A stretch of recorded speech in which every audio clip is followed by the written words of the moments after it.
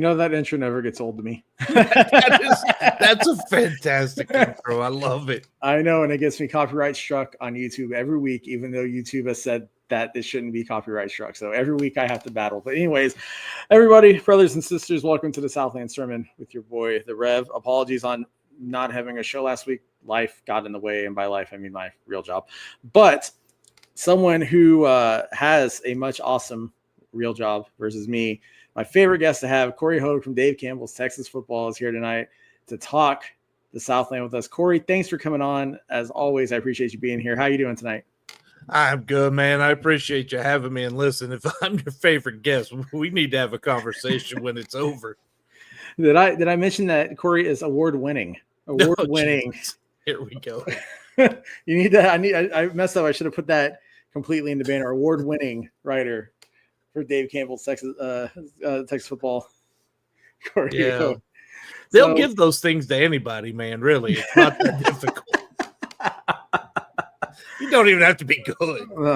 Well, no, I appreciate your time this week because I know high school playoffs are about to start, and I know you told me like just an absolute ton of schools, and so I imagine you're pretty busy this week with all the levels, Well, high school, not as much. Like we've really kind of started streamlining a little bit more with Dave Campbell. So I'm not as involved in the high school side of things, but 35 teams in the non-FBS keep me plenty busy. And man, I got to tell you, I know high school playoffs is starting this week. I know basketball's going, but I am really looking forward to Saturday. I really am. There's two games, one in the Southland and one in a conference that's not the Southland. We can talk about that. What's the other game you're looking forward to? Oh, ACU Tarleton, man. I'm a Texas guy. That's a good one. That's a good one to watch. I get an appetizer, 2:00 with UIW SFA. Yeah. And then at 6 comes Tarleton and ACU. I mean, it's a good day. Yeah, I'm sure I will be in either a really good mood or a really bad mood by the time Tarleton and ACU kicks off. But let's go through last week real quick, though. Jason Plotkin, my friend in yours, just asked for a confirmation. Is Commerce really in East Texas? And the answer is no, it's not. It doesn't matter. The fact of the matter is it should have never been Texas A&M Commerce. That was horrible. At least it's not Texas A&M Dallas at Commerce. Yeah, they got it right. Yeah. They got it right. They got East Texas A&M. It was there in front of them the whole time. Thank you. Congratulations. You're going to rake in all. I mean, the gear. There are other Dave Campbell's people that are saying, I cannot wait till the retro gear comes out for East Texas. Yeah, dude, not gonna lie, those helmets were sick last week, and I would get an East Texas. I'd get an East Texas shirt and wear it on the show. Like, in fact, if somebody from East Texas is watching this and wants to send swag my way, you can DM me on Twitter and we could have that conversation. I mean, seriously, like it's really gonna be cool stuff. And that was, I had a few conversations with Commerce AD during some of this, and by no means did I have any influence in this at all.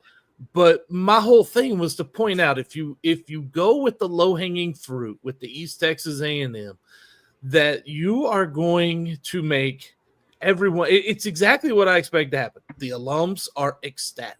Yeah. The student body is happy. Other people around Texas cannot wait for the gear to come out. It's a win-win for them. I'm just glad they finally took it.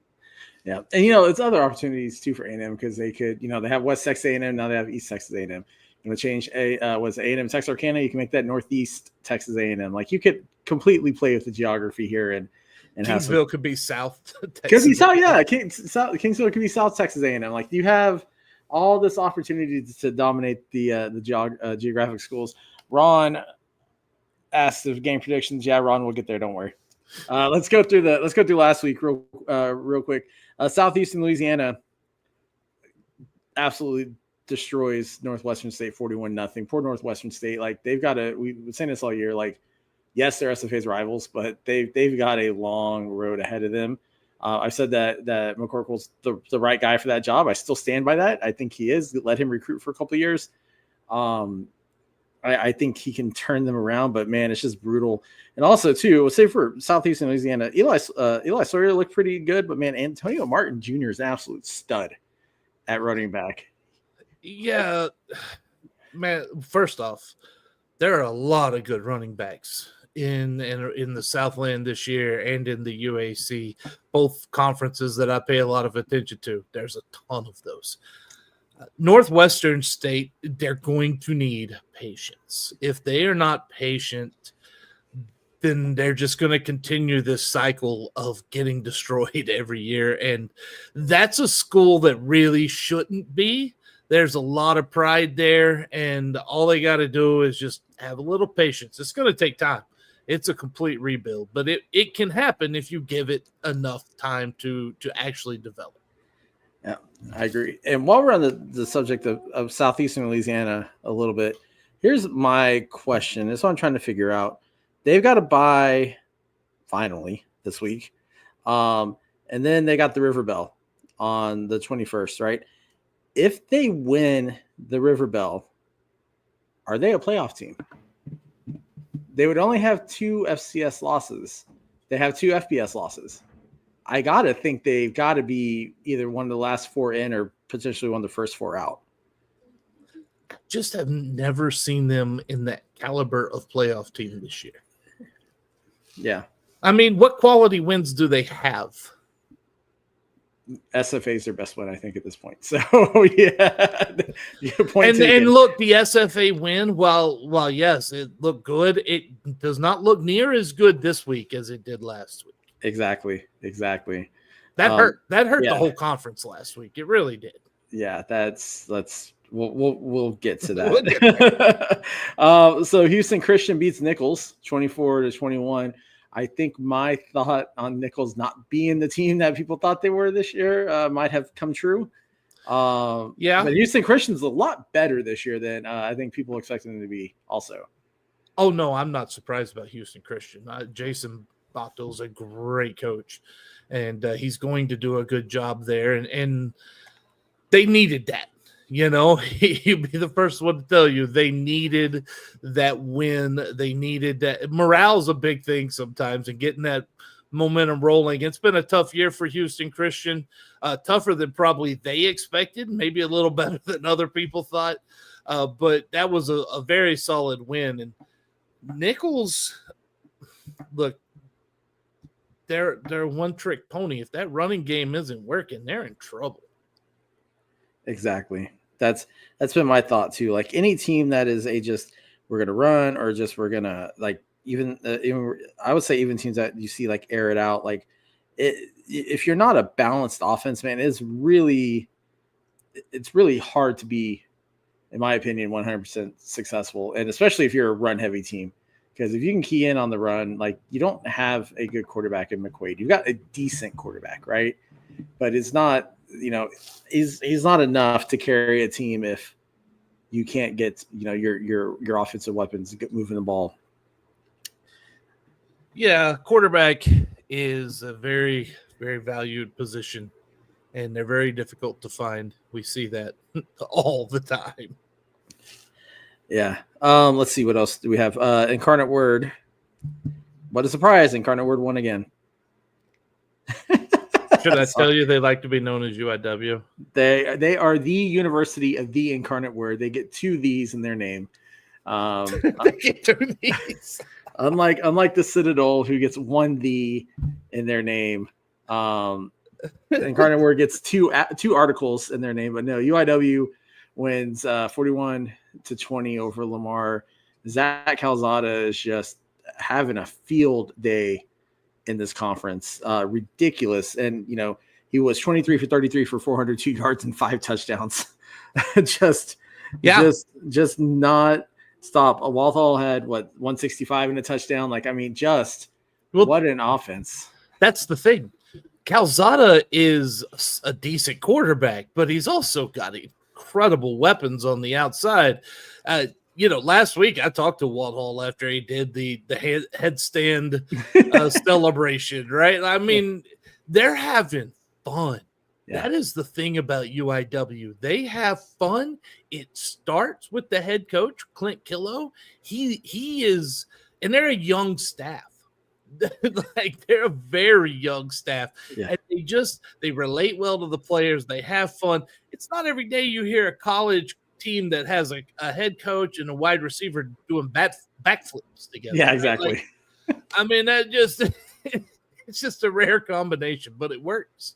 Well, I mean, you got to have fun when your fans are so quiet that you can hear the play calls when you're sitting in the stand. Just, the audibles. You can hear the audibles. Like, I get why they play so well at home. You can hear what's going on the other sideline. Just brutally quiet. But no, what a win! Like I've said all year, this is Incarnate Word's UIW's conference to lose, and so far they haven't stumbled. They're still looking really strong. They will. I think they went out. They potentially are. They're going to be a top 8 seed in the playoffs. They'll be a 6-7 somewhere in there. I think they're a contender for quarterfinals, semifinals in the FCS this year. I mean, I think they got a pretty solid squad. Just remember, they were 2 bad coaching decisions away from playing in Frisco a couple years ago. Oh, I remember. And I think people forget that. Well, that people forget because that coach then went to Texas State. But the thing is, like, nothing, they didn't lose anything at UIW with that. No. And Killow is a hell of a coach. And then the game I've been dreading talking about, no longer Texas A&M Commerce, now known as East Texas A&M, which annoys me that ESPN could fix their score bug, but SFA is still SF Austin, even though we've asked ESPN multiple times in the schools to make it SFA. Anyways, the Lions defeat the Lumberjacks 19-14. Absolutely frustrating loss for SFA because as a fan, you lose Sam Vidlak for the year. And that's huge. Vidlak was having a hell of a year. That hurts. That hurts. And you're basically depending on, I believe, a true freshman or redshirt freshman now to run that team. And you've got 2 incredibly brutal, tough games coming up for SFA because you've got UIW this week, and then you've got Abilene Christian. And these 2 wins, like, had Vidlak been healthy, if they got these 2 wins, then SFA would be a playoff team. Yeah, and I think let's say somehow a miracle happens, they beat Incarnate Word and they beat Abilene Christian. I still think this loss takes them out of the playoffs. I don't see an 8-win team getting in on a 12 game schedule. Like, I think they're out, but I think it has less to do with how many wins they'll end up with and who you lose to. Yeah. Because you start comparing, look, Commerce or East Texas, ET, whatever you want to call them, they've played a pretty tough schedule for the most part. And so you could kind of compare some of that. When, UC Davis handled business, East Texas A&M didn't. And you mentioned the frustrating part. Dustin, they had a touchdown. And it's not you can't blame coaching. You can't blame the coaching for the player lining up wrong. Yeah, I know. Here's the thing.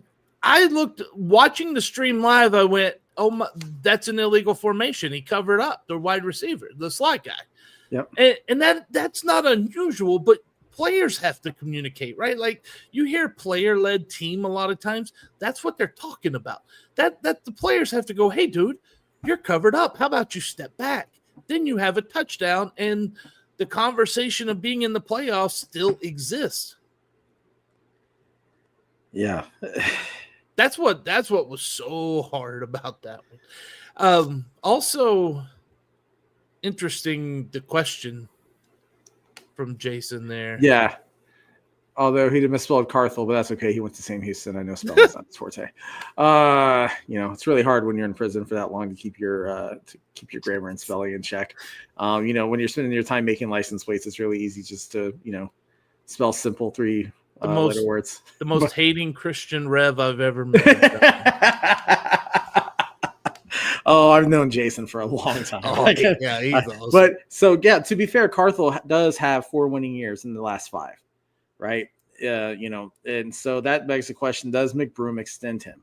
Is his contract up this year? Is my question. I think it is. I don't think it is. No, then it's next year. It's fourth. It's coming pretty quick.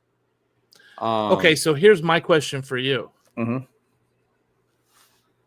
Maybe not an extension. Maybe it rides next year. Do they have the money for the buyout? If not, I don't think so. I don't believe SFA would have the money for the buyout now. But I wonder though, because I've heard similar. Because of the loss this past week, do they go looking for more money? Right. And that was something else I said too. Yeah. Like here's the thing. I don't ever wish for anybody to lose your job. And I really do like Colby Carthel. I've been a fan of Colby Carthel for day one. He's a very nice, amicable guy. He's brought fun to SFA. And he's a good football coach. And I just think if you look at this fair, Dustin, last year was not up to the level that the Lumberjacks expected. Yeah. But I think this year's team showed enough promise. You can't do anything about the starting quarterback getting injured. When Vidlak goes down, it's football, but you're not going to have two quarterbacks like a Vidlak on your roster in FCS. It just doesn't happen. Yeah. So I just, it's not coaching though, because the players know where they are, right? Like the players know these plays. The players have to look at each other and know if they're lined up correctly. A coach at the 25-yard line doesn't know the slot guy's covered up, can't be yelling at them to move. It just, I think if he has 1 year remaining on the contract that he should be able to play out that last year. Mm-hmm. But I think that next year you need to see another step forward. Saw one this year. Yeah. And when I talked to him last year, he told me, he said, Cory, I learned a lot. Because Colby he's very morals driven. Yep. And he is very, very loyal and sometimes to a fault. And it pained him to get to the point where he had to start kind of doing what every school does and kind of cut dudes off scholarships that maybe aren't panning out or meeting up, cutting the mustard, whatever, however you want to call it. And then he hit that portal hard. He's hit recruiting hard again. He's a great recruiter. We've seen that too. So they're better. Give him another year. I think he's earned it. But again, it's not my call. There's a lot of things that go into play with this as well. Yeah, see, I've been giving it some thought, right? Just in general, like, if Carthel were to leave, who are you going to hire? Who are you going to bring in? Are you going to promote like Mutz up? Probably not. You're going to go after Brian Bohannon now? No. And but the point is that, like, who would replace, Carthel? You probably go look at the D2 ranks and see who's available. And I don't think that's necessarily the right move right now. Also, too, how many players are you going to lose? Because, he brought them in. Vidlak still has another year. I think Kylan, also, I would like to say, yeah. And the history of Michael McBroom hiring football coaches is not good. Yeah. Just going to say, WT was not successful in football under Michael McBroom. Yeah. That's a fact. And the one successful coach he had, he fired him. Yeah. So I don't know, like, where would he go? Gosh, I have no idea. And why? Now, look, if a Bohannon comes with that situation, sure. But you and everyone else are going to be going to get Bohannon right now after that. I wouldn't hire Bohannon. The moment that the triple option got neutered in college football, Bohannon did have some some struggles with adjusting to a different sort of game. However, I also think they prematurely fired him this year. I'm not going to lie to you. They really did that. I don't think that was the necessarily the right move by them. I mean, Kennesaw probably shouldn't be FBS. They're not ready to compete at that level. And I neither was Sam Houston. Sam Houston's further along than that. But I mean, the first year, like, yeah. And look, Bohannon, they beat Liberty for crying out loud, right? Like, did he get treated right? No. a loss to UTEP is, I don't know for Kennesaw if they should have expected to even win that game, to be honest with you. And, triple option, Army says it still works. You know what? We do have a man who is all about the triple option, all about service academies. Kevin's watching this. Kevin, just put in your comment in chat. Do you think triple option still works? I want to see what he says. Also, real quick, I have this comment here. Zach McKinnell, 2 legends on the show tonight. Shout out to my guy, Cory. Zach, it's good to see you. Zach, man, you're the best, dude. I'm telling you, you guys are so much fun to keep track of. Do a great job. I don't know how you do nationally. I struggle as hell to keep up with Texas.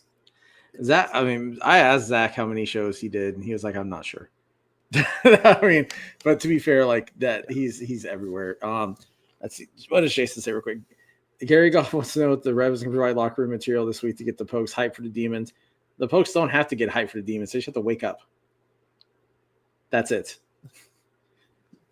Yeah, look, if McNeese can't beat Northwestern State right now, yeah. There's something coming soon, and I'm working on this, Dustin. I'll give you a little bit of insight on a piece that I'm with this recent presidential election and another announcement of the ending of the Department of Education. Were that to happen, if that is to happen, I'm talking with coaches finding out how much that will hurt non-FBS football. And it'll hurt. It will hurt a lot of ways and a lot of different areas, because you're talking Pell Grants, the scholarships, all the aid you get from Fed, it's gone. And they use that. Now, FCS, you have more. D2, they have 36 scholarships. D3 doesn't have athletic scholarships. These kids are coming to school a lot of time because of what they're able to get other places. Then athletics fills in the little bits left. Not just athletics, though. The school itself. How many students at every school depend on the Pell Grants and that federal money to be able to attend school? If that were to happen, and I know they say, to me, there's no way the states can pick it up that quick. Like, there's an infrastructure to this that's going to take time. It's going to be very, very painful for schools.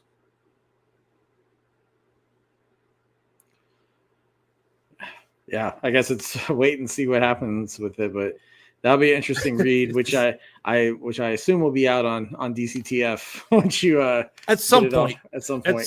Tomorrow is coming out about UMHB, Hardin-Simmons scheduling problems and whether that can end next year. Yep.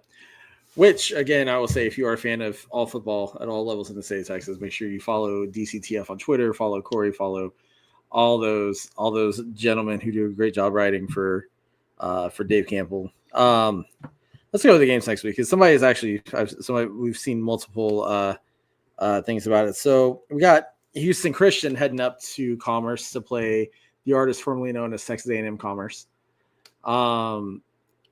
Should be a fun one. East Texas A&M is going to be coming in on a high.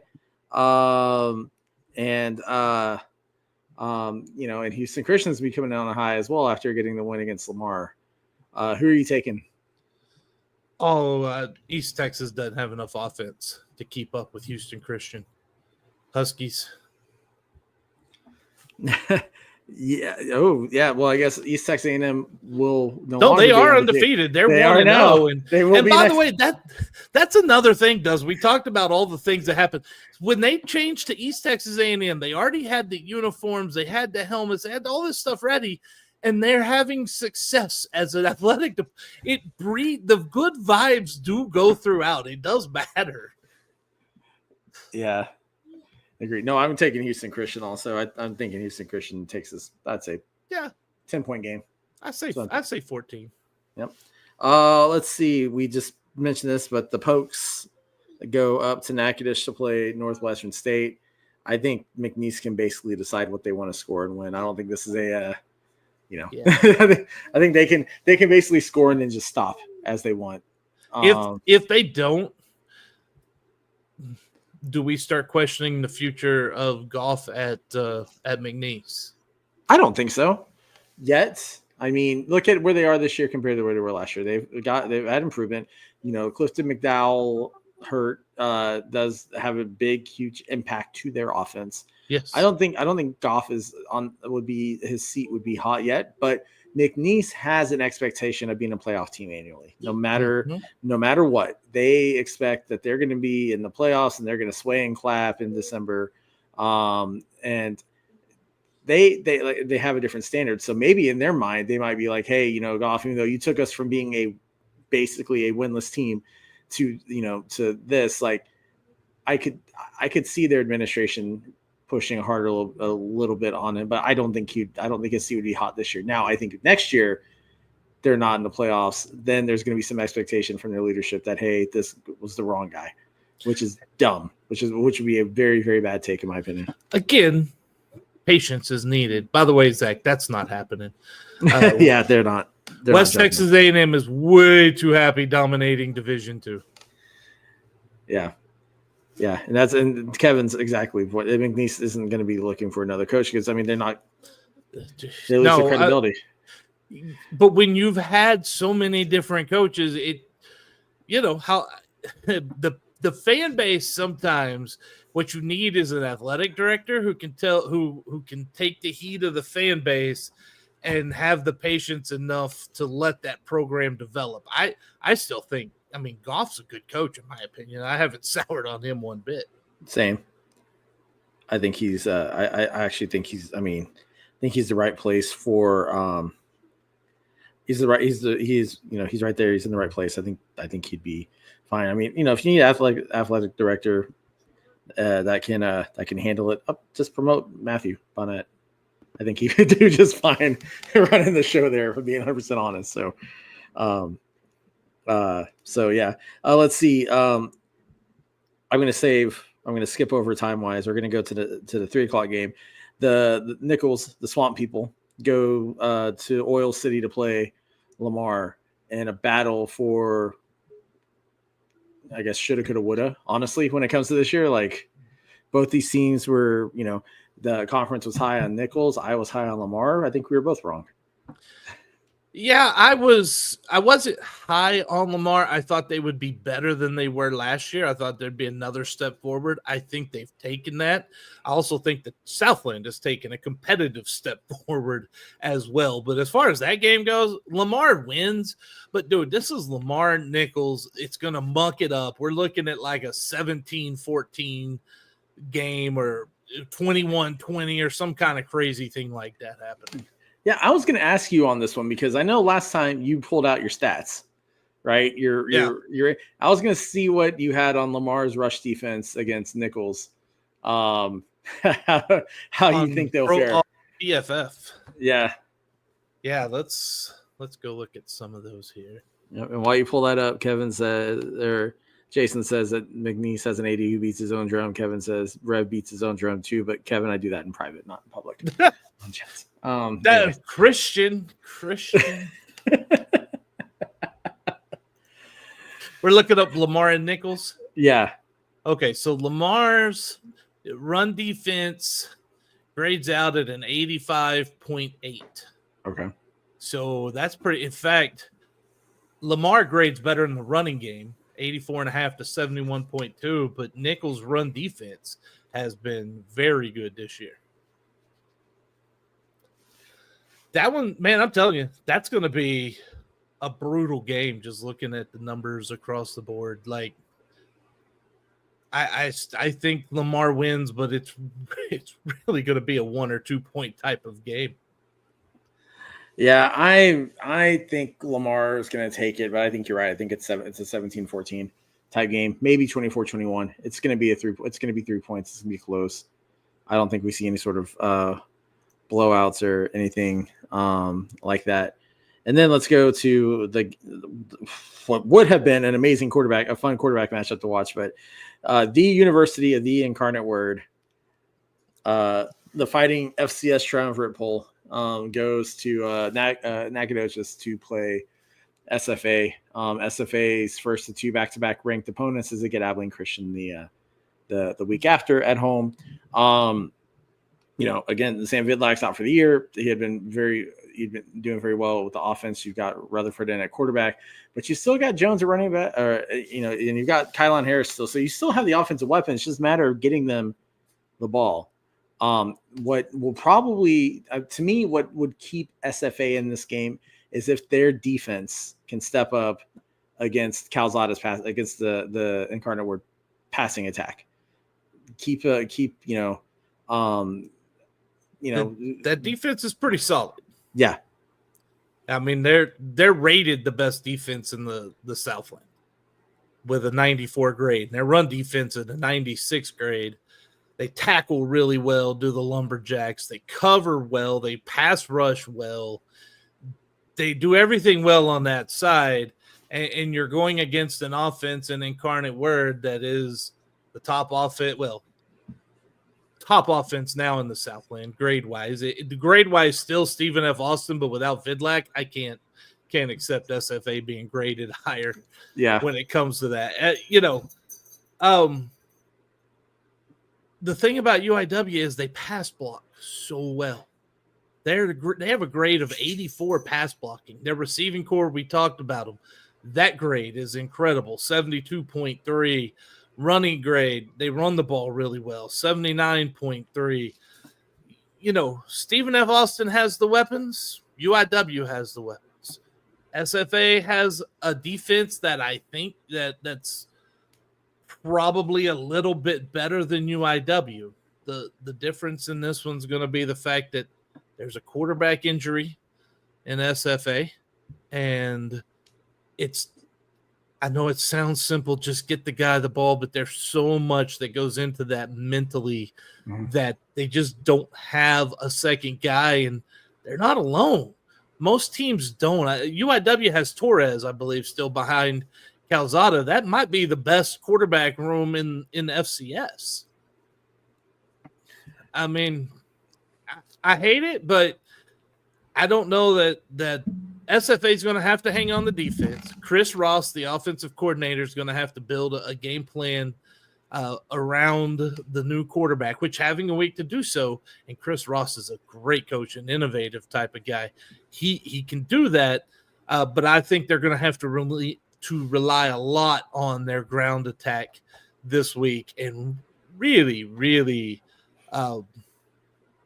work the clock, shorten the game, and try to limit the amount of explosive plays that UIW has a chance of making. Every play that the SFA offense is on the field is a win for SFA this week. Yeah, it's going to be, like I said, taking my bias out of it. I've said, I know there are some folks in the chat who don't agree that Incarnate Word's a good team because of the conference they play in, and they have a bit of bias to other conferences like the SoCon and the Big Sky. You had an argument a few years ago. You don't anymore. The Southland's better. As the Southland has improved, I would say the parity is not. There's more parity there than there was. But Incarnate Word, I think, will surprise some folks when they get in the playoffs, too, that aren't going to be expecting it from them. But it's really, for SFA, it comes down, like we talked about, the lack of, having your starting QB. I also do wonder if mentally, if Carthel is, looking over his shoulder a little bit, and does that make – then my question is, does that impact or maybe cause a questionable coaching decision in a game? And we've seen some questionable ones this year so far, leaving Campos on the bench whenever you needed, whenever you could take field goals, and McNeese playing just the softest prevent defense against SLU, Well, the Hail Mary against McNeese as well. Yeah, and the Hail Mary, I intentionally don't mention the Hail Mary, but you look at things like that, like does Carthel coach a complete game? Or does something happen? And as a fan, I'm hoping SFA shocks Incarnate Word. But I think shock is the key word. If they win, I think there's zero question about who's the coach at SFA next year. Yeah. Right. But it doesn't take Colby's best coaching job to win this week. It takes not coaching. When you talk about over the shoulder, there's kind of like a scared, like I'm afraid I'm not going to, so I'm going to try to don't force the issue.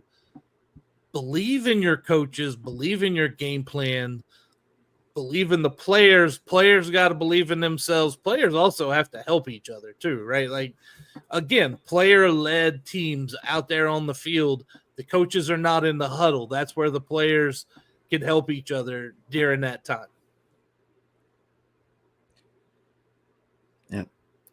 It's going to be a fun one. I'll be there in the end, sitting somewhere in the end zone for that game. So I will be watching on stream. So hopefully it's a fun watch. And then I know this is not Southland related, but Abilene Christian and Tarleton, who do you have? Boy, howdy. You know, Gabalis and that offense just hasn't been quite the same. They looked okay last week against West Georgia. It's so hard because Abilene Christian hasn't been dominant either, right? Like, these are two, but they're both really, really good teams. Yeah, the purple team will win that one. Yeah.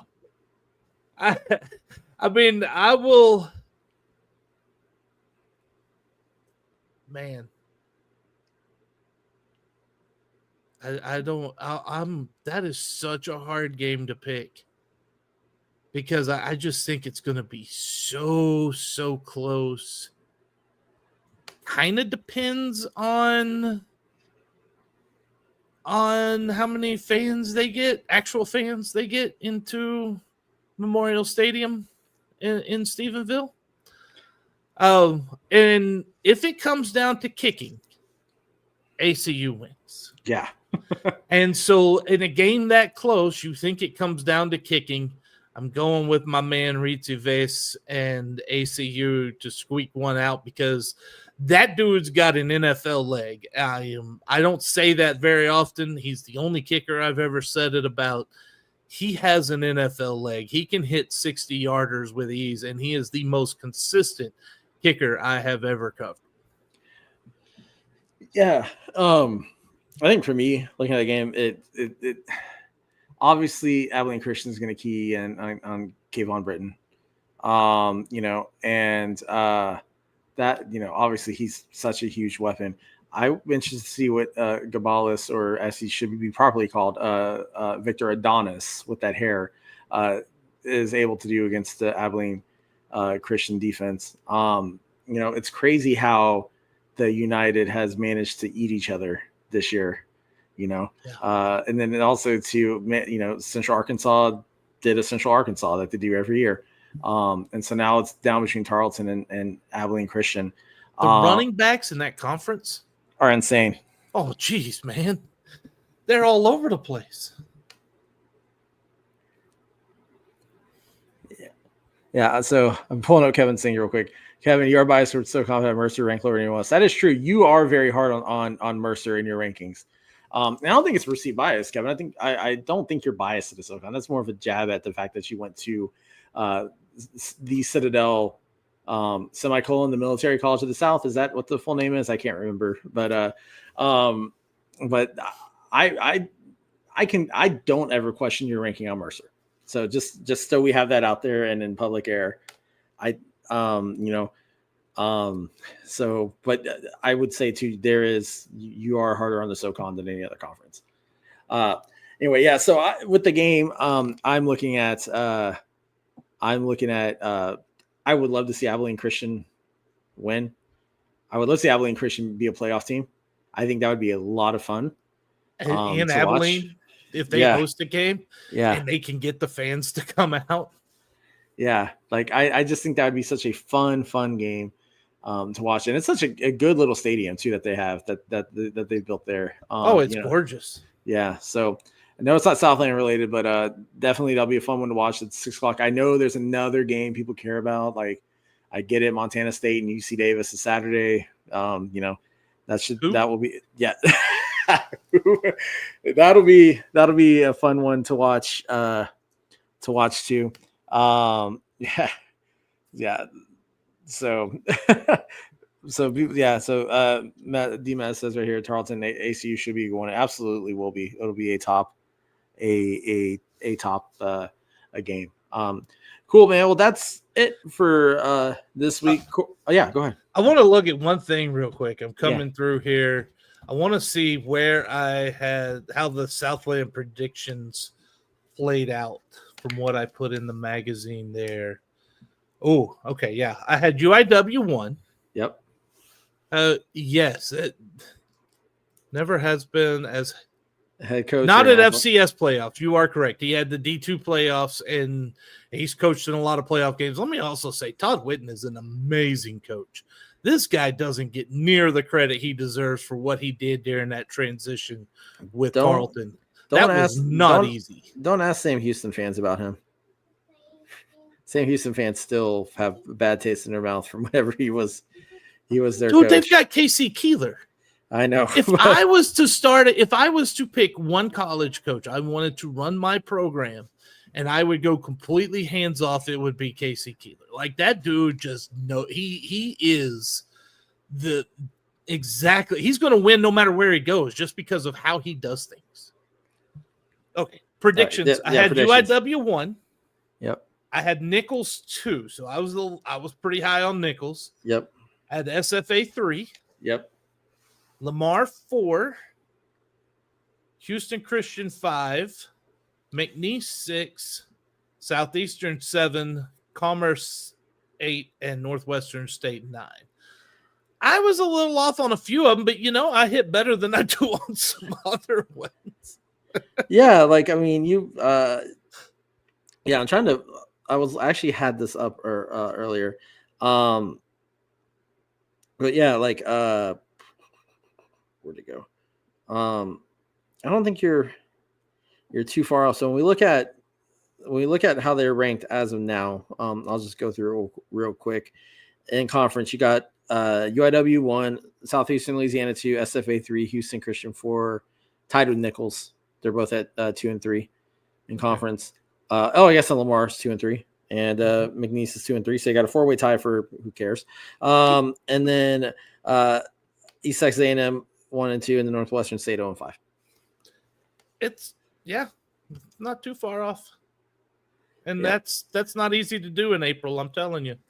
No. I mean, some of those things were pretty cut and dry. But this may be one of the first years in a while that the Southland has multiple teams that finish with winning records. I don't think that's happened by multiple I mean more than 2. Like we're gonna I'm telling you, the Southland is much better. They're not the UAC, right? But they're much better. Over in the UAC, I had Tarleton predicted as champions with UCA.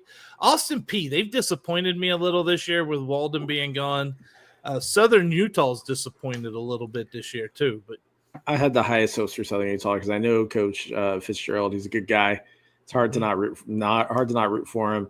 They should have gotten that win against Tarleton. That was the biggest blown missed call I've ever seen. But that's also why you've got to put a camera down the goal line, like that because the photographs from the end zone showed that ball was out. Okay, so the NFL has end zone cameras. FBS has end zone cameras in the pylons. Yeah, is it really that expensive to buy 4 of those? I don't know. That'd be a question for McBroom next time if I see him this week, and I might ask him that. Why not? Why doesn't FCS do that? And all the levels do that. I wouldn't think the pylons with a camera in it would be, that expensive. If you've got the money for a replay system in your conference, which, like the Lone Star Conference does, yeah, you should have pylon goal cams, in my opinion. Pylon cams. Sorry.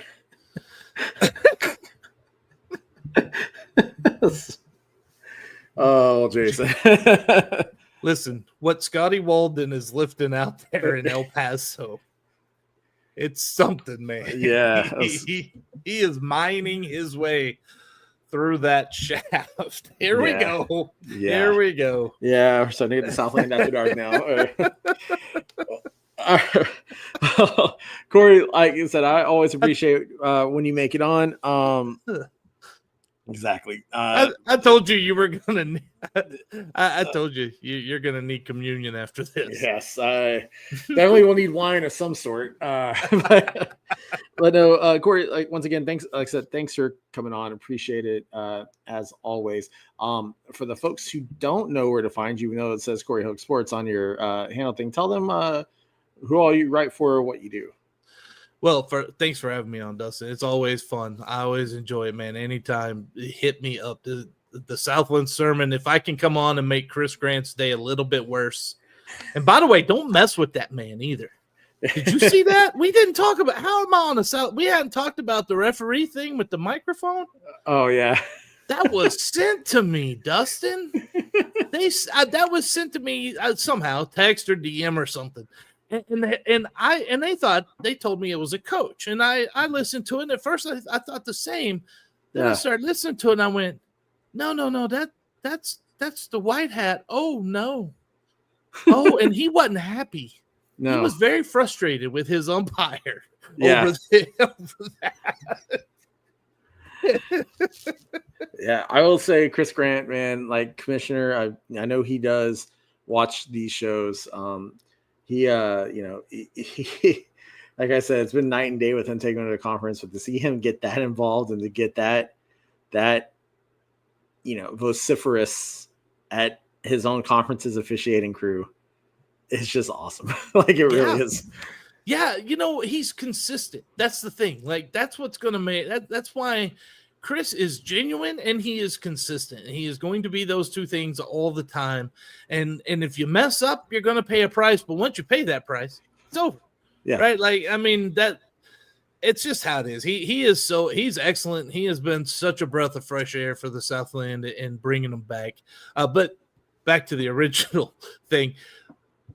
Thank you, Zach. You can find me texasfootball.com. At Cory Hogue Sports on all the different social medias. Good Lord, what are their threads? Twitter, Facebook, Blueski, Instagram, Cory Hogue Sports. Whichever one you like. If you don't find me doing that, then I'm not on there. It's how that works. But TexasFootball.com. And if you are interested in the Texas high school football playoffs, let me tell you, we have got a playoffs section there. We have got the absolute best team covering high school playoffs from top to bottom. Had an amazing bracket reveal show last week while I was out in Abilene pretending to work. They're doing real work back in the studio. So definitely go to texasfootball.com. Anything you want to find out about high school playoffs, non-FBS is actually covered there quite a bit. And then we cover the FBS teams a little bit as well. Yeah, I will say if you're interested in all level Texas football, whether it's the FCS, D2, D3, they definitely have it all. You know who all we covered. They've been doing it for years. Who's that? The Cowboys and Texans. Yeah, well, you cover football. That's why I love coming on here. I say that as a lifelong Cowboys fan. You at least cover football. So yeah. And I already went on a rant about that once today on the Sam Houston pod. I won't. I'm not putting that comment up that Jason put up because I'm not giving advertising to Sam Houston on this show. If the March wants some advertising, they can send some money this way. I'm not doing that. I did have a rant about the stadium and tearing the place down. Yeah. Well, that stadium's such a shithole. Anyway, he built that thing facing the sun. Yeah, no, that AT&T stadium is amazing, is cool, but at the same time, how the hell do you not like? There's curtains in that stadium because they put them up during the Final Four. There are legit curtains that they could run across, Dustin, you know where the sun is going to be. Yeah. Why are you building your stadium like that? And then to claim that it's a home field advantage. Here we go again. To claim it's a home field advantage. Yeah. What the hell's he want them to do? You either kick off, you win the flip and you kick off. You don't defer. You kick off so you could choose which end you want to kick to. Yeah. And that's stupid, right? And if you're on offense, it's an advantage to limit that one, good God. No, it's dumb. And here's There's thing, a lot of problems with that franchise. It begins with Jerry Jones. Yeah, and Jerry, Jerry Bear, if you're ever seeing this, if you don't want to get curtains, that's fine. Just, partner with Houston Christian and get a shit ton of CVS receipts. Do something that you can hang up there, because I will tell you, I've been a Cowboys fan for just about my whole life, and it's so bad this year that I'm just like, let me go weed the flower beds instead of watch this game. That's what it's come down to. So it's in fact, it's been one of those years where I look and hope that the Cowboys are not playing like a Sunday afternoon game, so I'm not stuck having to watch that game. Yeah, there's so many other things I'd rather watch, including Sam Houston football. So before we go, quick, big quick shout out to, obviously we do have some celebrities in the chat. We got Zach McKinnell, Blue Bloods, Kevin from FCS Nation Radio, but make sure with FCS, make sure you're liking and following and supporting all the media folks, all the podcasts on the FCS Fans Nation, Sam Herder and Hero Sports, like I said, Zach, Kevin, HBCU Nightly is awesome to watch if you haven't ever checked them out. There's a lot more FCS coverage than there used to be, because now it's not just local beat writers doing it. So help grow the brand, help support. And also too, I'm going to do one plug for Kevin. Alex's Lemonade Stand. Kevin and FCS Nation Radio partnered with with different athletes to raise money for Alex's Lemonade Stand. If you have not checked it out, you should. I actually am doing a thing with Jamie Williams where we're donating money to Alex's Lemonade Stand based upon performance. It's like mine was Southland out of conference wins, and then SFA wins, and then because of Kevin wins by the Citadel. Trying to raise money to do this. So if you haven't gone to Alex's Lemonade Stand, go check it out, go look, go donate, go be part of it, do the Lemon Top Challenge, all the things you see. I know that they'll be in Frisco doing stuff with that as well. So that's it. Cory, once again, thank you for coming on. I hope all of y'all have a wonderful weekend. Enjoy the football, and we will talk to you next week.